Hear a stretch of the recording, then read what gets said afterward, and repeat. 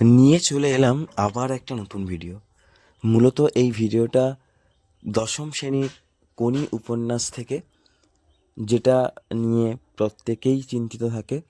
তাই এখান থেকে মাত্র 3টি প্রশ্ন আমি দিয়েছি, যেই প্রশ্নগুলো খুবই গুরুত্বপূর্ণ পরীক্ষায় আসার জন্য। দেখো ভিডিওটা সম্পূর্ণ। আর এখানে প্রথম প্রশ্ন দিয়েছি, দেখো, আজ বারুণী। বারুণী কি? এই দিন গঙ্গার ঘাটের যে দৃশ্যটি ফুটে উঠেছে তা বর্ণনা করো। দেখো, এটা তোমাদের উত্তর আমি দিয়ে দিয়েছি। উত্তরটা একটু দেখে নিও তোমরা সবাই। উদ্ধৃতাংশটি বিখ্যাত কথাসাহিত্যিক মতি নন্দী রচিত কোনি উপন্যাস থেকে গৃহীত হয়েছে। উক্ত অংশে বারুণী হলো হিন্দু ধর্মাবলম্বী মানুষের পালনীয় এক উৎসব, যাতে বরুণ অর্থাৎ জলদেবতার পুজো করা হয়। শতভিষা নক্ষত্রযুক্ত চৈত্র মাসের কৃষ্ণ ত্রয়োদশী তিথিতে এই উৎসব পালিত হয়।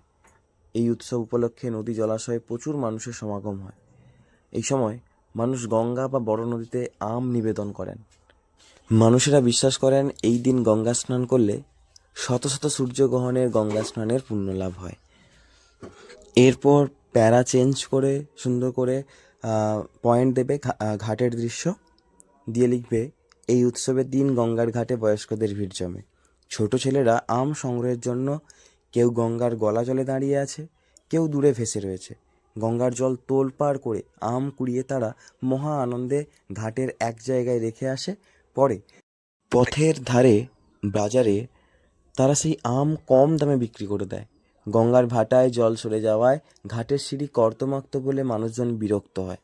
তারা কেউ কেউ ঘাটের শেষ প্রান্তে লাইনের দিকে মুখ করা বামুনদের কাছে পয়সা দিয়ে জামা কাপড় রাখে, গায়ে মাখার সর্ষে তেল বা নারকেল তেল কিনে বা কপালে চন্দনের ছাপ আঁকে। রাস্তার ধারে ভিখিরিদের কেউ কেউ পয়সা দেয়। পরে প্যারা চেঞ্জ করে আর একটুখানি লিখবে যে পথের বাজার থেকে কেউ ওল, থোড় বা কমলালেবু কিনে আনে। ঘাটের ওপর একটা তেলচিটে মাদুরের ওপর শুয়ে বিশালাকায় বিষ্ণুচরণ ধর দেহমর্তন করায়। আর সেই হাস্যকর দৃশ্য দেখে সাদা লুঙ্গি, গেরুয়া পাঞ্জাবি, মোটা লেন্সের চশমা পরা ক্ষিতীশ সিংহ কৌতুক বোধ করেন। দ্বিতীয় প্রশ্ন একটা গুরুত্বপূর্ণ প্রশ্ন, সেটা হচ্ছে, খাওয়ায় আমার লোভ নেই, আমি ডায়েটিং করি। বক্তাকে তার ডায়েটিংয়ের পরিচয় দাও।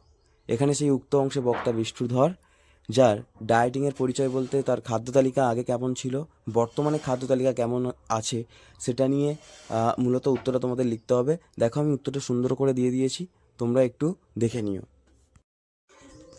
3 নম্বর প্রশ্নটি দেখো, প্রজাপতি ডানা মেলে দিয়েছে। কোন পরিস্থিতি কাটিয়ে উঠে কিভাবে প্রজাপতি ডানা মেলতে সক্ষম হয়েছিল? দেখো, আমাদের যে ক্ষিতীশ সিংহ ও লীলাবতী, অর্থাৎ তার স্ত্রী ছিলেন লীলাবতী, তাদের উপার্জনের পথ ছিল তাদের পারিবারিক ব্যবসা। ব্যবসাটা হচ্ছে টেলারিং একটা দোকান ছিল, যেই দোকানের নাম ছিল সিনহা টেলারিং। তো এই টেলারিংয়ে মূলত পুরুষদের জন্য জামা প্যান্ট কাটানো হতো, 2জন দর্জি থাকতো। কিন্তু ক্ষিতীশ সিংহ ক্লাবে সবসময় থাকায় তিনি দোকানের দিকে নজর দিতে পারতেন না। ফলে তার ব্যবসাতে লাভের থেকে লোকসান বেশি হলো। কিন্তু লীলাবতীর অবদান, অর্থাৎ তার স্ত্রীর এখানে খুবই ভূমিকা রয়েছে। তিনি এই দোকানের নাম পরিবর্তন করে রেখেছিলেন প্রজাপতি, নিজের গয়না বন্ধক দিয়ে দোকানটিকে নতুন করে সাজান। আর পুরুষদের পোশাকটা তিনি বন্ধ করে দেন, দিয়ে কেবলমাত্র মহিলা এবং শিশুদের পোশাক তিনি তৈরি করেন। হ্যাঁ, আর দোকানে পুরুষ কর্মচারী না রেখে তিনি 2জন টেলারিং ডিপ্লোমাপ্রাপ্ত 2জন মহিলাকে রেখেছিলেন। 4 বছরের মধ্যে সেই দোকান শ্রীবৃদ্ধি হয়ে যায়। তিনি তার বন্ধকি গয়নাগুলো তিনি ছাড়িয়ে নিতে থাকেন। এভাবেই তার কঠোর পরিশ্রমে বা একনিষ্ঠতায় তিনি এই যে তার দোকানের নাম ছিল প্রজাপতি, সেই প্রজাপতি ডানা মেলতে সক্ষম হয়েছিল। এই 3টে প্রশ্ন তো তোমরা করছোই, এর সঙ্গে অতিরিক্ত আমি 3টে দিয়েছি, তোমরা দেখে রাখতে পারো। খিদ্দা অর্থাৎ ক্ষিতীশ সিংহ কিভাবে কোনির জীবনে প্রেরণা হিসেবে কাজ করেছিল সে সম্পর্কে আলোচনা করো।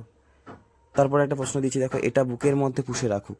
কি পুষে রাখার কথা বলা হয়েছে, কি কারণে এই পুষে রাখা? এবং আরেকটা দিয়েছি, দেখো, কোনির পারিবারিক জীবনের বর্ণনা দাও। এই 3টে প্রশ্ন তোমরা একটু চাইলে দেখে রাখতে পারো। ভিডিওটি সম্পূর্ণ দেখার জন্য সবাইকে অসংখ্য ধন্যবাদ। ভালো লাগলে লাইক এবং কমেন্ট করো, আর বন্ধুদের কাছে শেয়ার করে দিও।